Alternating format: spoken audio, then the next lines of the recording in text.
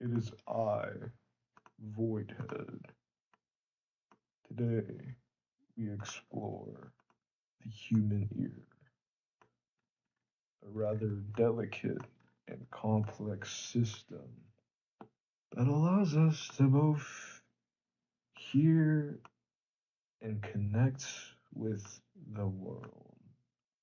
But what if, maybe just what if, it was destroyed? What if it breaks and possibly even turns against you? That is what we will be going through. First, we're going to start off with the peanut. Now, what the peanut does is that it collects sound waves, but not just that. No, it will funnel it through the ear canal, which we will get more into. Other common disorders associated with the peanut is usually frostbite, trauma, or skin cancer. So realistically, you just don't want to damage your peanut, I guess. Now, the impact of said disorders could be reduced sound directionality or cosmetic damage. You just have an ugly peanut. Chirp, chirp. Whoa, what is that sound? Chirp, chirp. It's coming to the right. Chirp, chirp. Wrong. That bird was from the left. No one wants a damaged peanut. Ah, the ear canal. Where it takes credit of what the peanut does, I guess. I mean, the peanut channels sound into the eardrum. But additionally, as well as doing what the peanut does, it also protects the middle ear. Usual common disorders of the peanut is otitis externa or even wax buildup. Now, of course, the impact of said OTTs externa or wax buildup is the impact. You can have pain, hearing loss, or even food leakage and paranoia. Here's a laughable twins. This cute dog. He's like protecting his ears. Haha, haha. Here are the eardrums, not to be associated with the ear drumsticks or the eardrum set. Now, here is the function of the eardrums. Usually, with the sound coming in from the ear canal, it vibrates in response of said waves coming in to the drum, transmitting those to the ossicles department. Other common disorders associated with this, the perforational trypanosclerosis, which is an infection behind your eardrum, usually common with children growing up. Now, the impact of said damage on the eardrums is hearing loss, discomfort, and a sensation of fullness.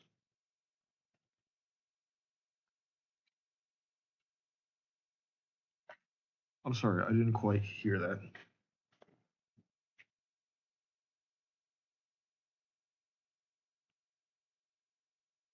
Now, these are the ossicle bones. They kind of remind me of a bukeko, which reference bird to the right.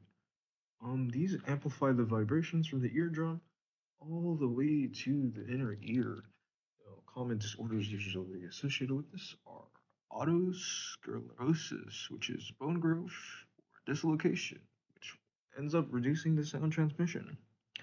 Now, the impact of said common disorder, or anything in general really, is usually conductive ear loss, distorted sounds, or feeling or disconnected from reality. You just try and trick me. I don't even know what to think anymore, man. Get out of my head. Get out of my head.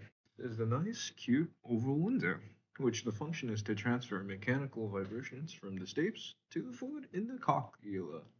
Now, common disorders usually associated with the oval window are barotrauma pressure damage, where pressure changes or trauma disrupt fluid movement and the impact it has on you. You can have some hearing distortions, vertical, or fear of loud movements or sounds. So one moment you might be, or you think you might be listening to some nice music.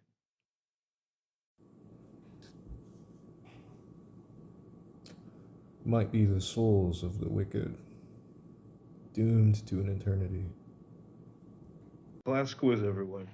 What's the difference between a panel from Berserk and the cocula?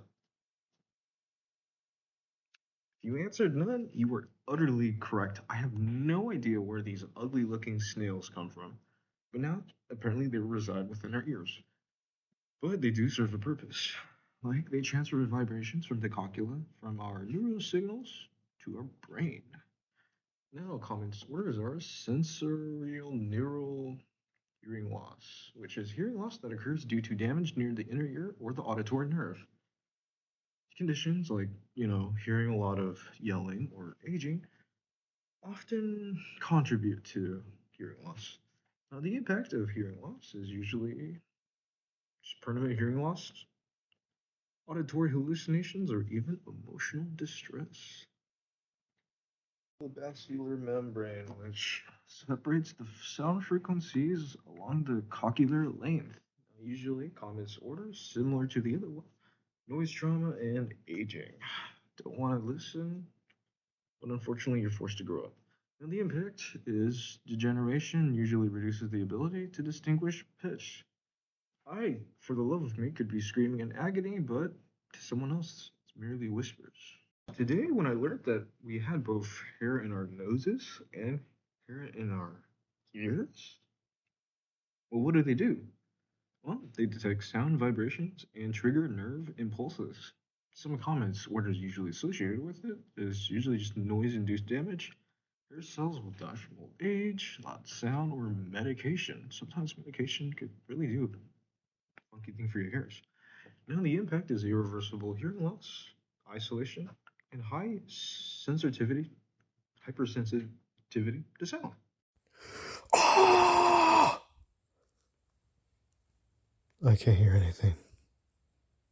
I killed them with my headphones. They're all gone. The semicircular canals, usually their whole function is to detect movement and to maintain balance. Common disorders are vestibular neuritis, which is inflammation that usually disrupts the balance signals. Now, the impact this has is vertical, nausea, or even the fear of falling.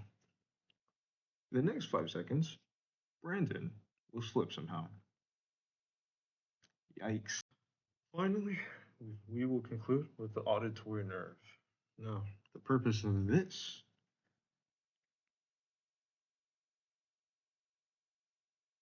horrifying looking guy is to send signals from the cochlea to the brain auditory cortex. Now, some common disorders are auditory neuropathy, which nerves usually misfire or tumors could distort signal transmission. The whole impact of it is speech distortion, misheard words, or even confused paranoia. Thank you.